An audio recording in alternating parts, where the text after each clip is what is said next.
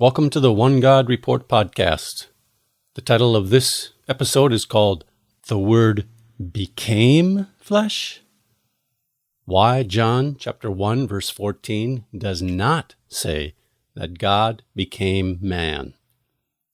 For many Trinitarians, or for those who believe in the deity of Christ, a few words from John 1:1 combined with a few more words from John 1:14 forms the, and I mean the, number one evidence that Jesus is God, and that therefore somehow God is a Trinity. John 1:1 says, the Word was God, and then skip down to John 1:14, the Word became flesh. That's it. Jesus is God, literally. But wait a second. In a future podcast, I plan to suggest that a better way to understand John 1:14 is that the Logos, the Word, was flesh. In other words, the Logos, the Greek word for word, God's communication to us, was a human being, the man Christ Jesus from Nazareth. But the focus of this podcast will be on the problems with the deity of Christ interpretation of John 1:14. A subtitle of this podcast might be Jerusalem, we have a problem. Problems with the Trinitarian and deity of Christ interpretation of John 1:14. The deity of Christ interpretation of John 1:14 may sound or look plausible at first, but a little closer examination shows that the interpretation is only a thin veneer and that there is no substance behind the veneer. The God became man interpretation ends up being a confusing web of inconsistencies, contradictions, and lies. The first observation is that there is no Trinity described here. There's no Trinity described in John 1:14 or John 1:1. If you are a Trinitarian, and John 1:1 and John 1:14 are your main proof texts for your understanding of who God is, you better look further, because there is no Trinity God anywhere near John 1:1 or John 1:14, or anywhere else in the Gospel of John. As a matter of fact, the word God, theos in Greek, occurs some 1,320 times in the New Testament, and the word never means the Trinity. So, God, in the Gospel of John, is never the Trinity. The claim of this Gospel is that Jesus revealed God. But Jesus revealed the Father, not a Trinity. The author of the Gospel of John was not a Trinitarian. Since the author of the Gospel of John did not believe God is a Trinity, he would be excluded from most Christian churches today and called a heretic. Again, there is no Trinity in the Gospel of John. In the Gospel of John, the only God is the Father. See John 17:3. The next problem with the deity of Christ interpretation of John 1:14 we'll call 10 words out of 18,000, or simply the 10 words. Okay, not the 10 commandments, but the 10 words. The deity of Christ understanding of who Christ is reads way too much into about 1/4 of one verse. The Greek text of John 1:14 has 23 words, and the phrase from which the deity of Christ theology has created its most important, essential understanding of the nature of Jesus is made up of 5 words. Okay, we have to add in another 1/3 of a verse from John 1:1, another 4 or 5 words. So according to deity of Christ believers, the most important truth upon which your and my destiny hangs are about 5 words from John 1:1 and another 5 words from John 1:14. From John 1:1, and the Word was God, and skip down to John 1:14, and the Word became flesh. That's it. Forget what both Moses and Jesus said is the most important commandment, that Yahweh, your God, is one. Forget that Yahweh, God, throughout the law, prophets, writings in the New Testament is one. These 10 Greek words, 5 plucked from John 1:1 and 5 from John 1:14, have declared that God is more than one person. This is the kind of interpretational methodology that cults and deception are made of. In the Gospel of John, there are over 18,000 words in the average English translation. There are over 184,000 words in the New Testament. By picking and focusing on a few words, and by ignoring the context of the words, one can make a big book like the Bible say just about whatever one wants it to say. Interpreting the short phrases in John 1:1 and John 1:14 as describing a second God, a God the Word, or God the Son, or a Son God, right? S-O-N. He's a Son God. Becoming man is a complete contradiction to everything that has come before in the Bible and everything that comes after. There is no God the Son in the Bible. There is no God the Word in the Bible. There is no second God person anywhere in the books of Moses or in any of Israel's prophets. There is no second God person in the rest of the New Testament. There's nothing in the Bible anywhere else that describes one person of a multi-person God becoming man. Look at the declarations of the apostles of Jesus in the book of Acts, the next book in the New Testament following John's Gospel. When the apostles preached about Jesus, they never preached about a multi-person God. They preached that the Messiah, the man, Jesus of Nazareth, had been put to death by people, but then raised from the dead by God. You can see the show notes for a whole list of verses from the book of Acts. Listeners in the book of Acts were being saved, and they never heard about or believed in a second God person, let alone a Trinity. The language and the idea of a God-man is something totally foreign to the Scriptures. Rather, a God-man is the stuff of pagan mythology. Those who interpret John 1:14 to be describing one person of a three-member Godhead becoming man, or to be more exact, becoming a God-man, would have us believe that after Moses and the prophets of Israel pounded it into the people of Israel's heads that God is one, that sometime in the first century, God inspired a Galilean Jew who was a disciple of Jesus to write 10 words to say, "Surprise, just kidding. Hear, O Israel, I, your God, or rather we are really two."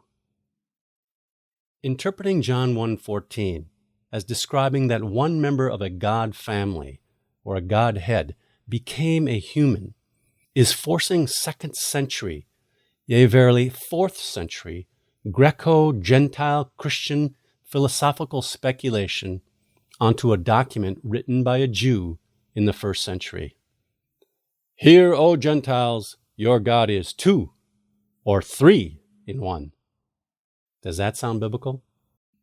In the rest of the New Testament, the Messiah at the right hand of God in heaven is not a second God figure or part of a tri-personal God family.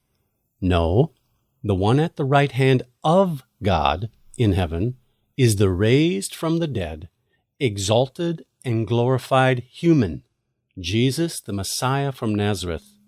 That's right. The Bible says that God has exalted a human being, the Jew, Jesus, the Messiah from Nazareth, to his, God's, right hand. The Gospel of John does not disagree with the rest of the New Testament. The Christology of the Gospel of John is not incarnation, that is, that God became a man, but agency, that the man, Jesus of Nazareth, represents, manifests, and makes known God, and is empowered by God. The next problem with the deity of Christ interpretation of John 1:14, I'll call "the Word became flesh, the Prince became a frog," or "the Prince turned into a frog." Later, we will look closer at the Greek word egeneto. It's worthwhile to keep that word in mind, egeneto. It's the word that is translated became in John 1:14. The word became flesh, egeneto. One quick note, though. It's the same Greek word that is translated simply as was in John 1:6. There was a man sent from God whose name was John. Deity of Christ believers seem to think that John 1:14 is saying something like the fairy tale where the prince became a frog. The prince was, at least for a little while, inside a frog's body. In some ways, the deity of Christ interpretation of John 1:14 is even more fairy tale-ish than the prince and the frog story, since the deity of Christ interpretation insists that although Jesus became a man, he was still fully God and fully man. That would be like saying the prince with the frog body was fully man and fully frog.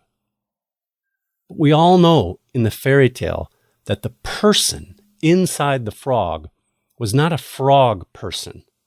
The person inhabiting the frog body was a human person, right? The prince. In the end of the fairy tale, the real prince person gets free from the frog body. Although not without some confusion, Trinitarians think similarly that Jesus in the end freed himself from his unfortunate situation of being confined in a human body. Later, I will say more about the deity of Christ's belief that Jesus was not a human person, just like the prince was not a frog person. But for now, back to the translation of the word became flesh. The word became flesh. Is that a transformation? Trinitarians seem to like the translation in John 1:14, the word became flesh. The vast majority of modern Trinitarian translations into English have the word became flesh, with the notable exception of the King James Version, which says the word was made flesh. The King James Version translation, was made flesh, has a passive sense to it, as if the word did not make himself into flesh, but someone else made him into flesh. So now we have to wonder, was God the Word not able to make himself into flesh? Did God the Word need help from someone else who actually did the making? It's understandable why most modern English translations have shied away from the was made flesh idea, since that translation suggests that someone else, not the Word, did the making into flesh. But which is it? God the Word was made into flesh by someone else? Or was he able, by his own power, to become flesh? Shouldn't we be a little curious as to what that Greek word, egeneto, really means? How else could it be understood?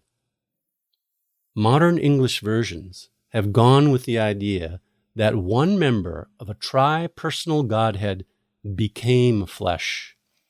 But if God the Word became flesh, that sounds like there was a transformation going on. Does the word became flesh mean that God the Word, presumably God the Son, quit being of God essence and now became human essence, flesh? When that prince became a frog, he no longer had a human body. The prince was no longer fully human, was he? When the caterpillar became a butterfly, it was no longer a caterpillar. If you became flesh, you are no longer whatever you were before you were flesh.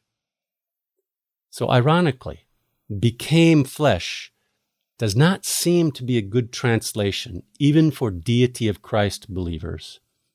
Trinitarian theologians don't say that the eternal Son transformed into flesh, only that he took on a second nature. But wait another second. Now we better think if there's anything in that Greek verb, that egeneto word, that suggests taking on or adding?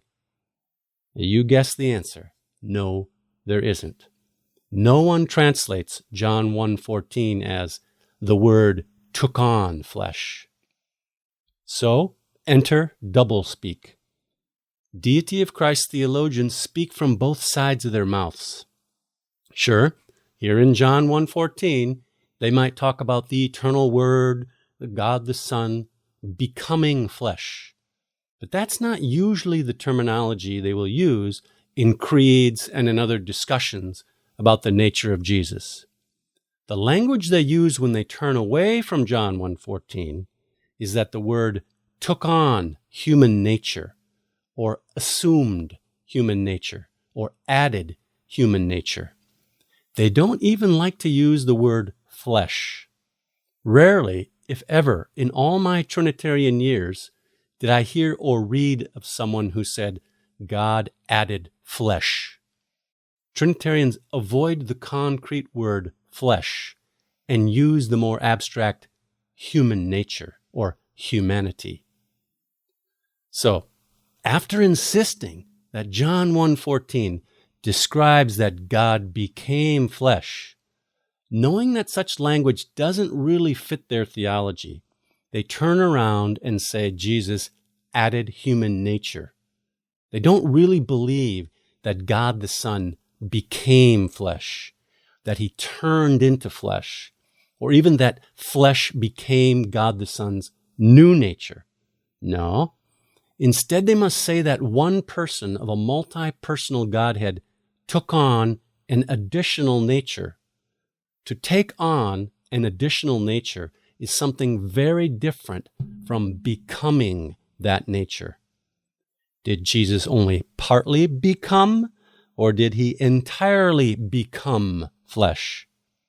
If he only partly became flesh, how would we know that from John 1:14, which says he became flesh?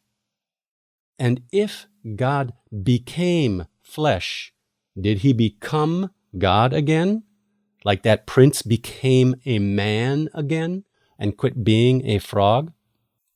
And if only one member of the tri-personal God became flesh, that means God can be divided into parts, and one member is not equal to the other members.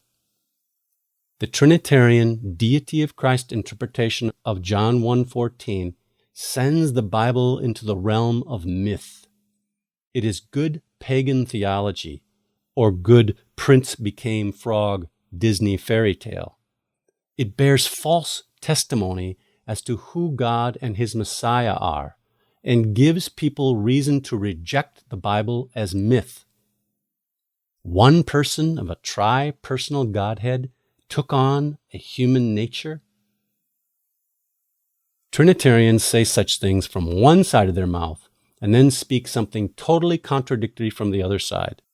Many times I've heard Trinitarians quote from the book of Hebrews, chapter 13, verse 8, that Jesus Christ is the same yesterday, today, and forever, to show that Jesus is God because he doesn't change. Mr. Trinitarian, did the eternal God the Word, the Son of God, change or not? If he became flesh, even if he only took on flesh, he changed. Deity of Christ believer, you're contradicting yourself, and you are misrepresenting God and God's Messiah. The next problem I'll call the incarnation, the greatest story never told.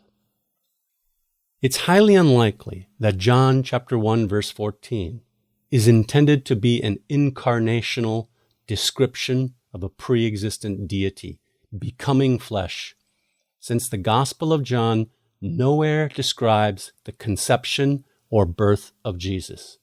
Nothing, not a single word about the circumstances of Jesus' conception or birth. Later in this chapter, the disciple Philip introduced Jesus to Nathanael as the one of whom Moses in the law and also the prophets wrote, Jesus of Nazareth, the son of Joseph.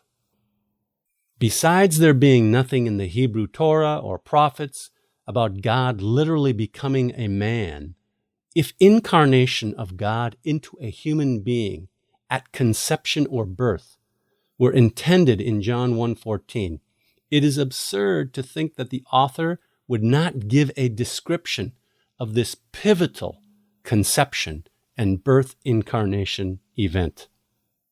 Think about that.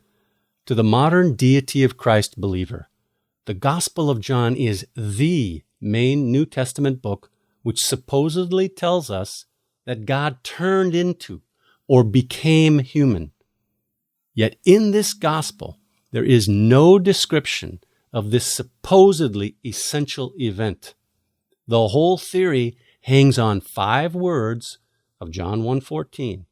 So the Word became flesh. And when we turn to the other gospel accounts, which do describe the birth of Jesus, we find no description of one person, of a tri-personal, pre-existent, eternal God becoming man. Rather, we find the unique birth of the promised Messiah, a human person descended from Adam, Abraham, and David. The incarnation is the greatest story never told, at least not in the Bible. The next problem, the magically disappearing essence. The Trinitarian describes for us who his God is by saying that the Trinity is 3 persons in one essence. This is supposedly how 3 can be 1. 3 persons in one nature. A popular Trinitarian apologist says that the Trinity God is 3 whos, that is 3 persons in one what, one essence. But the very description of their God, given by the Trinitarians, testifies against their core belief that God became man. In providing his description of the Trinity, the Trinitarian forgets that his essential doctrine, drawn from John 1:1 and John 1:14, is that God, the Word, became flesh. God is 3 persons in one essence, claims the Trinitarian. Okay, I got it. Hang on. Didn't you just tell me that Jesus is God who became human flesh? Isn't your whole religion based upon God becoming man, of God taking on a human nature? Shouldn't the Trinitarian God have 2 natures? 1, a God nature, and 2, a human nature. Why do you define your God with only 1 nature when you just told me he has 2 natures? So like a magician who's adept at sleight of hand, Trinitarianism, by its very own definition of who God is, eliminates the humanity, eliminates the flesh of Jesus the Messiah. The Trinitarian says, God has 2 natures. You must believe this to be saved.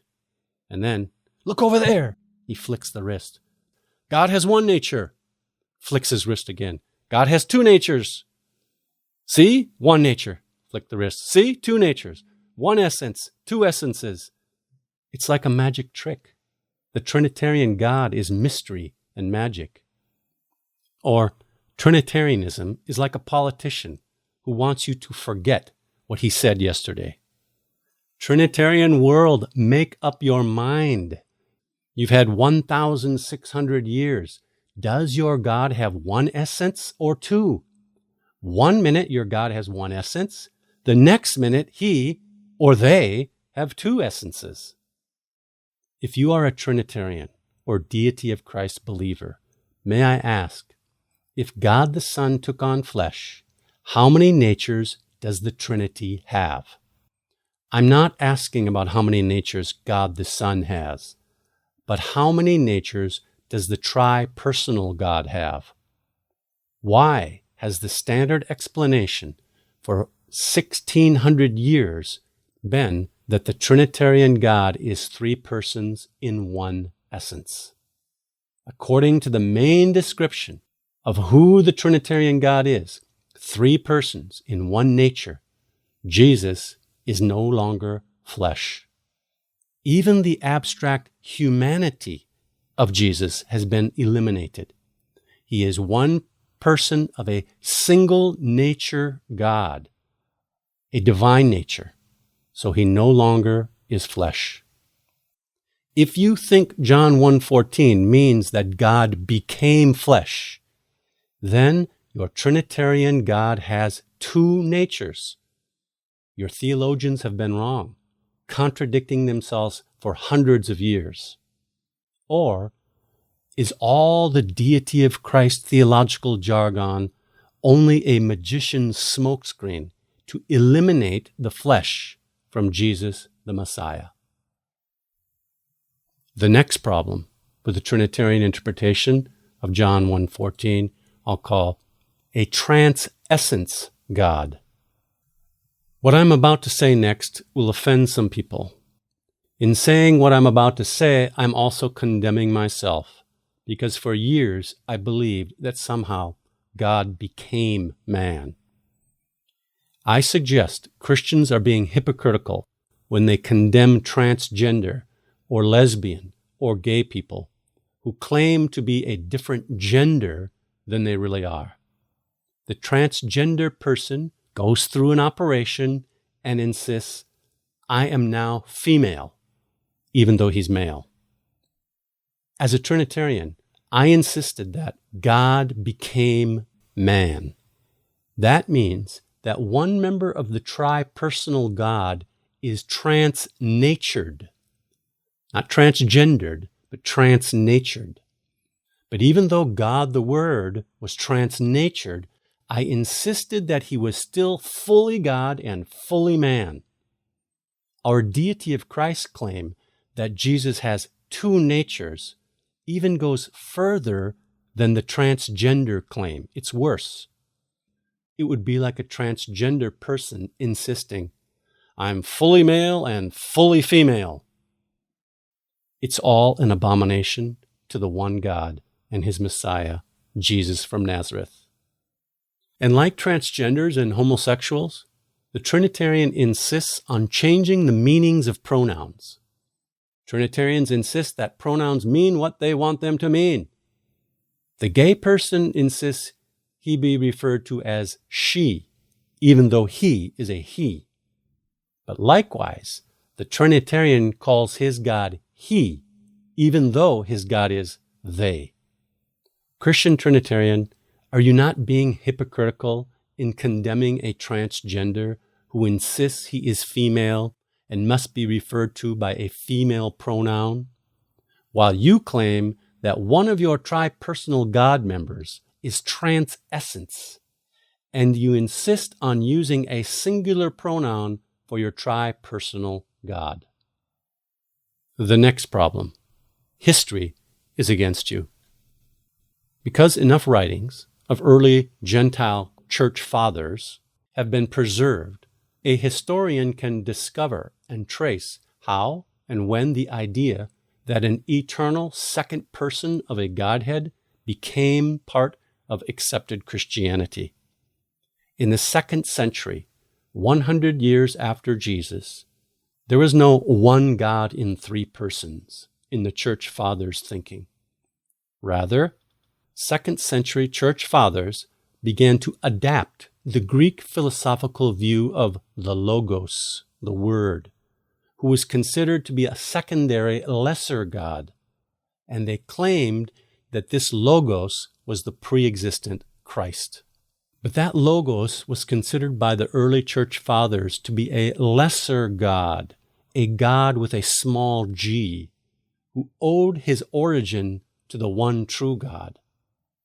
To the 2nd century church fathers, the Logos was not co-equal or co-eternal with the one supreme God. Even the famous Nicene Creed of 325 AD is not Trinitarian. Note the first statement in the Creed. Quote, "We believe in one God, the Father Almighty, maker of all things visible and invisible." Unquote. Christians in AD 325 still insisted they were monotheists by emphasizing the superiority of the one God, the Father. It wasn't until later in the 4th century, some 350 years after Jesus the Messiah lived in Israel, that Gentile Christians in modern Turkey declared that they were monotheists because their God consisted of 3 persons in one essence or one nature.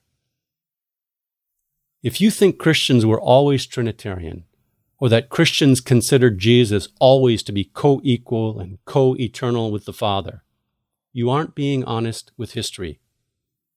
Most Christians, especially Protestants, don't know much and don't care much about church history, like that song. Don't know much about church history.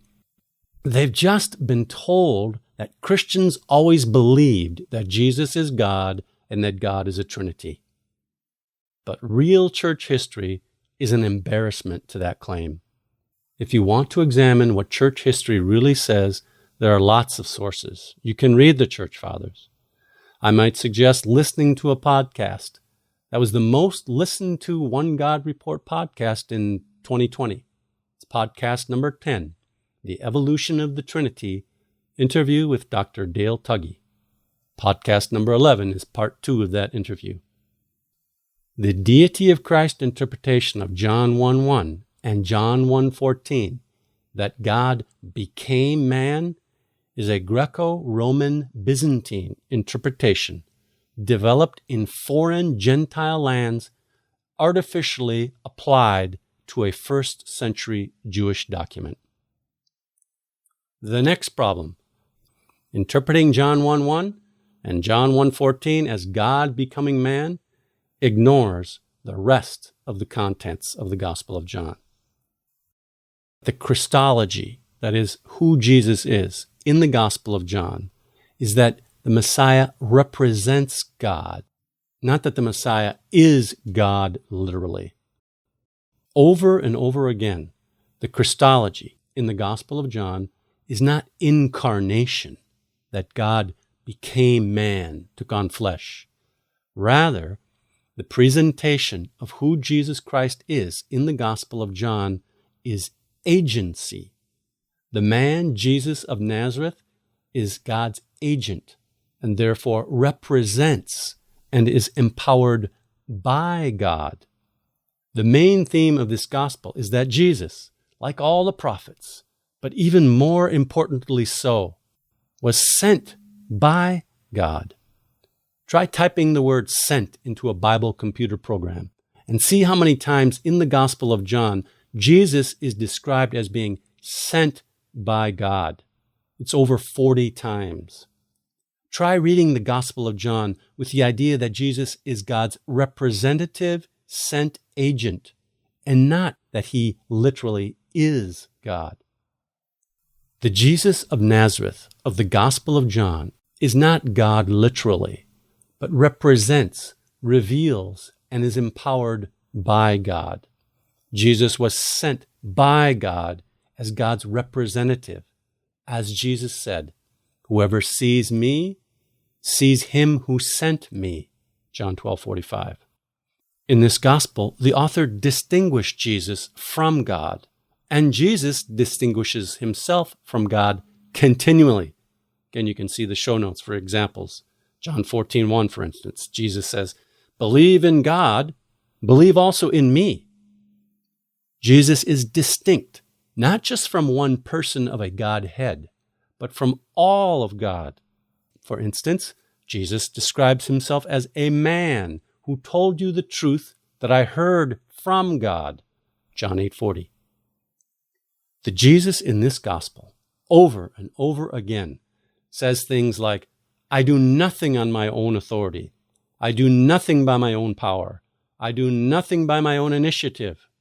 My teaching is not mine, but his who sent me." And he prayed, "Father, this is eternal life, to know you, the only true God, and Jesus, the Messiah, whom you have sent." John 17:1-3.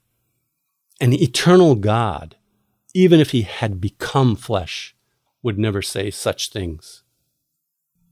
Sure, deity of Christ proponents point to a handful of other short statements in the Gospel of John to claim the deity of Christ, like, I and the Father are one. But it doesn't take much thought to see the problems with these short proof text interpretations, and that there are other, better ways to understand these statements. This proof texting, taking a handful of short statements out of context, ignores so much of the rest of the gospel. We shouldn't ignore the other 18,000 words in the Gospel of John to bolster our Greco-Byzantine, pagan idea that the Jewish Messiah is a second God figure who took on flesh. When people saw Jesus, they did not see God the Son. There is no God the Son anywhere in the Gospel of John. When people saw Jesus, they saw the only God, the God who sent Jesus, the God whom Jesus represented, the Father. Jesus was not literally God the Father, but he made the Father known. Jesus manifested the Father and the Father's character. As Paul described, Jesus the Messiah is the image of the invisible God. The next point, ignoring the context of the prologue. Understanding John 1:14 as a reference to an incarnation, conception, and birth of God is chronologically out of place after John chapter 1 verses 6 through 13 gives a summary of the co-ministry of Jesus and John the Baptizer. The prophet John the Baptizer, as an adult, has already borne witness that Jesus was the true light. John 1, 6 through 8. It does not make historical or literary contextual sense to think that after introducing and summarizing the relationship and ministries of Jesus and John the Baptizer in verses 1 through 13, that all of a sudden the author reverts to a few words about the incarnation of one person of a tri-personal God. All incarnation interpretations of John 1:14 ignore that the man Jesus, whom this gospel is about, is presented in an introductory and summary manner in verses 1 through 13. Interpreting John 1:14 as Jesus is God ignores and contradicts even the next few verses in John's prologue, not the least of which is the statement, just 4 verses later, that no one has ever seen God. Jesus was seen by thousands of people, but no one has ever seen God. The next point, ignoring and contradicting the words of Jesus. Deity of Christ believers are adamant that only one person, the multi-person Godhead, became flesh. They say it is the eternal second person of the Godhead, God the Son, who became flesh. Jesus was God the Son walking around in a human body. But what does Jesus say? Does he ever claim to be God? Did he ever claim to be God the Son? Does he ever say, when you see me, you see God the Son? According to Jesus, the Messiah, which God do we perceive when we see Jesus? Or more appropriate, who do we see when we see Jesus? Not God the Son. Jesus said, when you see him, you see the Father. Deity of Christ interpretation of John 1:14 contradicts what can be considered the main theme of the gospel and the words of Jesus recorded in this very same gospel, that Jesus reveals the Father. There is no God the Son in this gospel. There is no God the Word in this gospel. There is only one God in the Gospel of John. And Jesus himself tells us who that God is, the Father. Jesus said, he who sees me has seen God the Son. No, he didn't say that. He who sees me has seen the Father. Do you not believe that I am in the Father and the Father in me? The words that I say to you, I do not speak on my own authority, but the Father who dwells in me does his works. It's John 14, 9-10. There's no God the Son in Jesus, not according to this gospel. The God that is revealed in Jesus is the Father. Deity of Christ believer. We need to hold the words of Jesus as greater authority than Byzantine church creeds. The creeds say it was God the Son in Jesus, but the Bible, especially the Gospel of John, tells us that the only God that was in Jesus was the Father. The next point, contradicting the purpose statement of the author. Interpreting John 1:1 and 1:14 as God becoming man ignores the purpose statement of the author of this gospel. The author told us that he recorded the signs that Jesus did so that we would believe that Jesus is the Messiah, the Son of God. John 20:31. Son of God is the title for the Messianic king descended from David. The author does not tell us that he recorded the signs so that we would believe that Jesus is God or believe that he's God the Son. We should not interpret John 1:14 in contradiction to the author's own stated purpose. Do we really think we know better than the author why he wrote his book? The next point, it gets worse. Jesus is not a human person. The worst of all the reasons that the deity of Christ interpretation of John 1:14 is wrong is because the interpretation denies that Jesus, the Messiah from Nazareth, is a human person. I know, most Christians don't realize this. And if you are a Trinitarian or deity of Messiah believer, you are probably thinking, no, I don't deny that Jesus is a human person. But you do. You have to. Otherwise, you have two persons walking around in Jesus. And the church decided a long time ago for you that Jesus is not two persons, but one person, the eternally divine person, God the Son.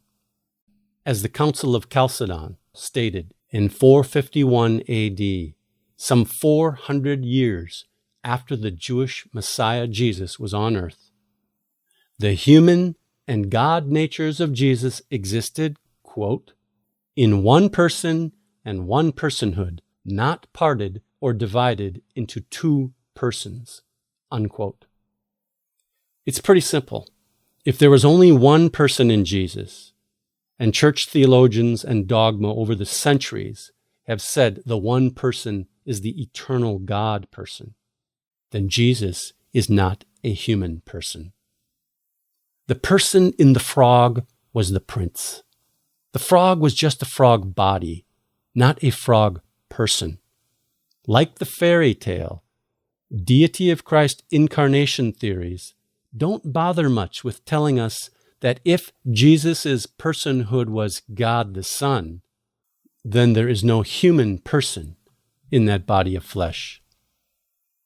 If you think the non-human personhood of Jesus is just some old church doctrine that isn't important anymore and that you as a Christian don't have to believe it, I suggest you view the video called Jesus is Not a Human Person on my YouTube channel. I'll put a link in the show notes. In that presentation, there are a number of modern theologians, like the general editor of the Desiring God website, John Piper's organization, or Christian apologist William Lane Craig, who explains it this way, quote, there is only one person in Christ. There is not a human person. There is no man, Jesus of Nazareth, who is a human person. You have a divine person who has a human nature, unquote. That's right.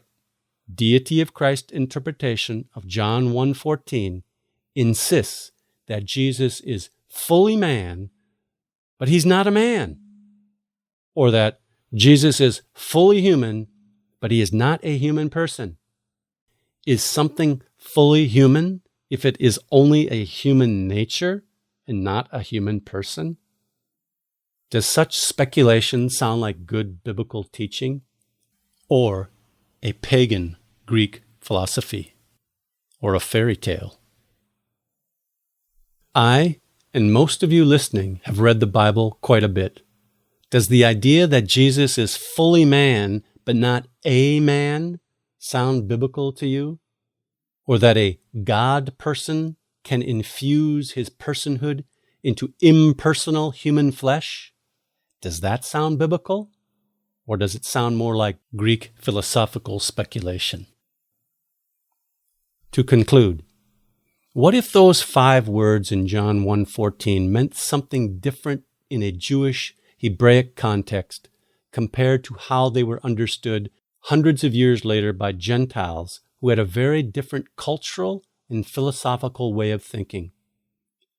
How we interpret a verse like John 1:14 depends a lot on what presuppositions we bring to the text. If, like Western thinking, Greco-Roman, Byzantine philosophers, we think there can be such a thing as non-human human nature that can be personalized by someone who is not human, we might interpret John 1:14 the way traditional Christianity has. But we should realize that the best way to interpret the book of John is within the background and culture of first-century Judaism. The first-century Jewish author used language and metaphors that would be understood by first-century Jews, but could be misunderstood and reinterpreted by non-Jews into the mythical realm of the Greco-Roman Byzantine world. John is not writing about a mythical God-man, but about the Messiah Jesus of Nazareth, a human person who was put to death and then raised from the dead by his God, the God of Israel. We should be curious about the Greek word egeneto, which is translated as became in John 1:14. The word became flesh. Are there other ways to interpret and translate the word? The same word is translated 5 different ways in 5 occurrences in John's prologue. And in many places in the Bible, the word simply means was. See John 1:6.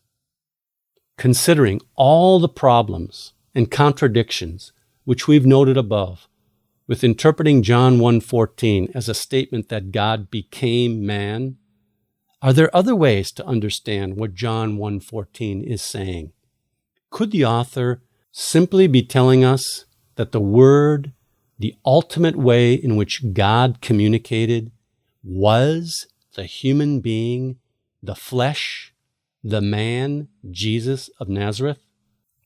And the name by which he was called is the Word of God. That sounds familiar. And this final point cannot be overemphasized. The cost for interpreting John 1:1 and John 1:14 as God became man is the elimination of the human person, Jesus of Nazareth. Are you sure you want to pay that cost? This is Bill Schlegel for the One God Report podcast. Yishma'u anavim v'yismachu. The humble will hear and rejoice.